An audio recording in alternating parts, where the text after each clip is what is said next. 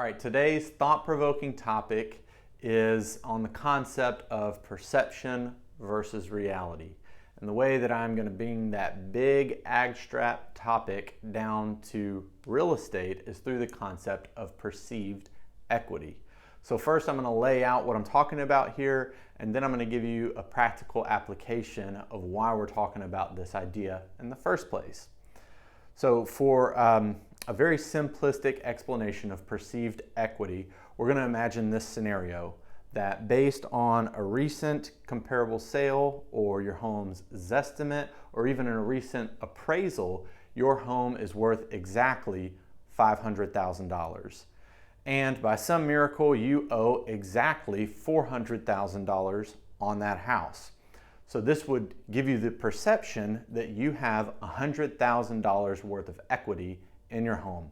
And that's true. I'm not trying to discount that, but what I want you to recognize is that there are costs associated with tapping into that equity.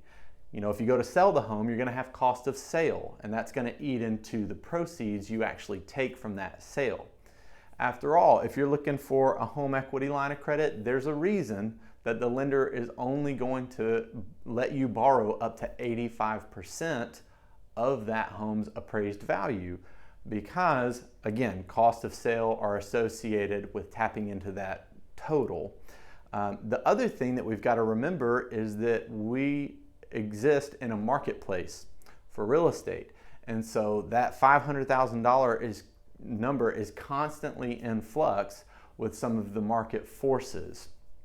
So what I want to caution you to do is just be careful and not imagine that you're walking around with $100,000 in your pocket as you're making real estate decisions. I would advise you to contact a realtor to tell you, yes, this is great, this might be a fair market value, but based on some other things that are happening in the marketplace, you actually may be able to do better than that. We can remember in 2021 when the buyers were sometimes paying seller closing costs, right? And now that things have shifted a little bit, you might be expected to pay some buyer's closing costs or some repairs that are going to eat into this perceived equity that you have in the home. So I hope you've enjoyed that. If you need advice on how to calculate your home's real equity and what type of money you might be bringing into the buying marketplace, contact a realtor. We're here to help. Have a great day.